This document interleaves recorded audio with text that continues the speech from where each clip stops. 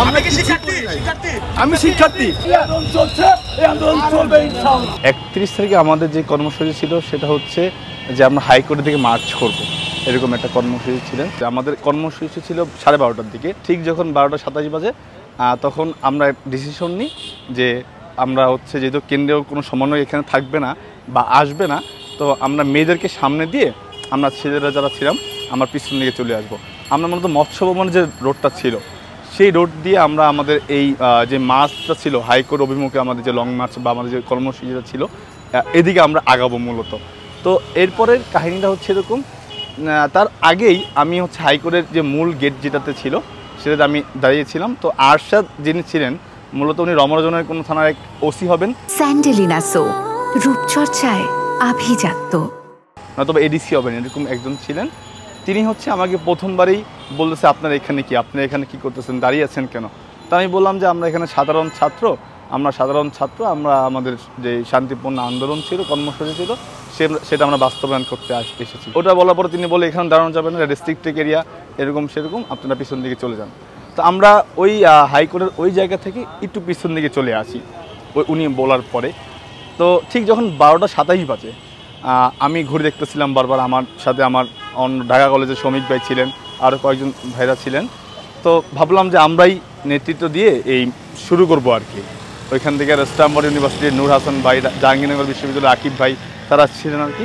তো আমরা যখনই মেয়েদেরকে সামনে পাঠাবো, আমরা যখনই হাইকোর্ট প্রাঙ্গণে গিয়েছি অসংখ্য পুলিশ, যেহেতু জামাত শিবিরের একটা বিষয় ছিল, যেখানেই পাচ্ছে তারা জামাত শিবির ট্যাগ দিয়ে ধরে নিচ্ছে, ওইটা ভাবি নাই যে আমরা কর্মসূচি পালন করব না।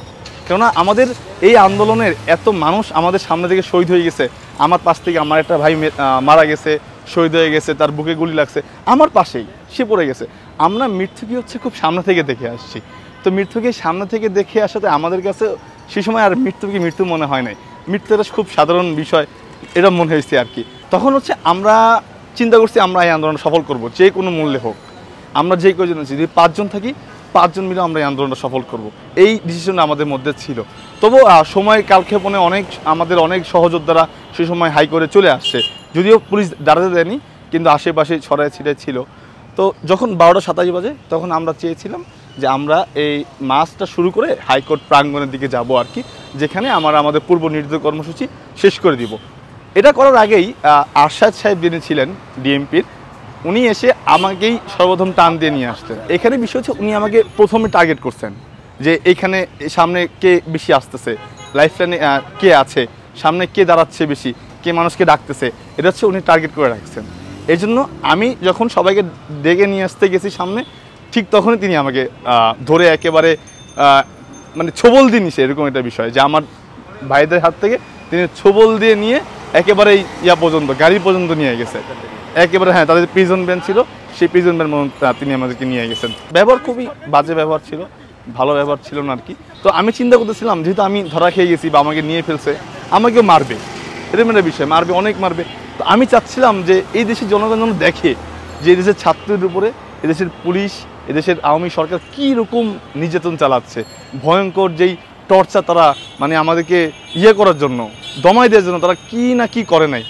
এটার জন্য আমি বলছিলাম যে আপনারা দেশের মানুষ যারা আছেন, আপনারা দেখেন, আপনারা নেমে আসেন, আপনাদের সন্তানদের উপরে তারা কীরকম আচরণ করতেছে, যাতে মানুষজন সচেতন হয়, তারা দেখে দেশের এই অবস্থা, দেশের ছাত্র সমাজ লড়ে আসতেছে। আমরা আমাদের জায়গা থেকে যথেষ্ট চেষ্টা করেছি এই আন্দোলনকে সফল করার জন্য। আলহামদুলিল্লাহ আমরা এই আন্দোলন সফল হয়েছি। ওই সময় যে আসছে ফাগুন আমরা হব দ্বিগুণ, এটা হচ্ছে জহির রায়হানের। তো আমাদের যখন স্ট্যামফোর্ড ইউনিভার্সিটির যে নূর হাসান ভাইকে হচ্ছে উঠায় নেয়, তখন হচ্ছে ভাই ঢুকের সাথে সাথে ওই একটা স্লোগান নিয়ে আসছে ফাগুন আমরা হব দ্বিগুণ। এই স্লোগানটা আমার সাথে মানে আমিও তাল মিলাইছিলাম যে এটা তো আসলে রিয়েলিটি আমাদের জন্য। থানায় নেওয়ার আগের একটা বিষয়, স্ট্যামফোর্ড ইউনিভার্সিটির একটা মেয়ে ছিল যে কিনা আমাদের গাড়িটা আটকায় রাখছিল, ওইখানে অনেকটা বিলম্ব হয়েছিল আর কি, এই জন্য আমাদের গাড়িটা আসতে লেট হয়। এই সময় আমরা নিজেদেরকে সেভ করার জন্য আমাদের পরিবার যারা ছিল, আমাদের পরিবারকে জানিয়ে দিয়েছে আমরা গ্রেফতার হয়েছি। তো থানায় নিয়ে আসার পরে যেটা হয়, আমাদের প্রথমেই থানায় রাখা হয়, দেন হচ্ছে থানায় ওসি আমাদেরকে ডাকার পরে তার সাথে আমাদের অনেকটা কন্ট্রোভার্সির মতো অবস্থা যে তোমরা তো যা চাইছো তাই পাইছো। তখন আমাদের কথা হচ্ছে একটাই, দেখেন যে আপনারা বলতেছেন যে আপনাদের সেতু ভবন আমরা পুড়িয়ে দিয়েছি, আপনাদের সেতু ভবনের 17টা গাড়ি পুড়িয়ে দিয়েছি, মেট্রো স্টেশন ভেঙে ফেলছি, 10 নম্বর কাজীপাড়া। ঠিক আছে, আমরা এগুলো জনগণের মানুষের কাছ থেকে নিয়ে আবার ঠিক করে দিতে পারবো, আবার এগুলো ঠিক হয়ে যাবে। কিন্তু আপনারা যে আমাদের শহীদ আবু সাইদকে নিয়ে গিয়েছেন, মীর মুগ্ধকে নিয়ে গিয়েছেন, তাদেরকে আপনাকে ফেরত দিতে পারবেন কিনা, এইরকম আমাদের কথা কাটাকাটি, কথা বলা। এরপরে হচ্ছে তিনি আমাদেরকে ছেড়ে দিয়েছেন, না দিয়ে আরেকটা ঝামেলায় আমাদেরকে শাহবাগ থানায়, ওইখানে তিনি ট্রান্সফার করে দেন। এরপরে শাহবাগ থানায় গিয়ে আমাকে বলা হলো যে জিম্মাদার দেওয়া হবে ক্যাম্পাস থেকে টিচার ডাকার জন্য। আমাদের টিচারদের উপর খারাপ ব্যবহার করতেছিল।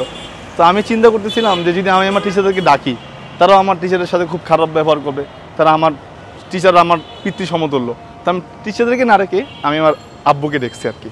তো আব্বুকে আসার পর যখন এডিসি আক্তার নামে একজন ছিলেন, উনি রমনা জোনের মেবি, উনি এতটা জঘন্য, এতটা নিকৃষ্ট, উনি আমার বাবাকে তখন অপমান করা শুরু করতেছিলেন যে ছেলে তো দিচ্ছেন জন্ম আন্দোলন করে, হ্যান ত্যান, এরকম মানে উল্টা পাল্টা যত কথা বলার তারা হচ্ছে কথা বলতেছিলেন আর কি বাবাকে, আমার বাবাকে হচ্ছে কেন্দ্র করে। হ্যাঁ, এটা চিন্তা করছিলাম যে যদি আমরা কখনো এই আন্দোলনে সফল না হই, হয়তো বা এই আন্দোলন আর ক্যাম্পাসে ফেরা হবে না। সফল না হলে হয়তো বা আজকে আমাদের আয়নাগরে থাকতে হতো, নয়তো বা জুলুমের যেই সর্বশেষ ঠিকানা বাংলাদেশ সেন্ট্রাল জেল, সে জেলে হয়তো বা আমরা থাকতে হতো।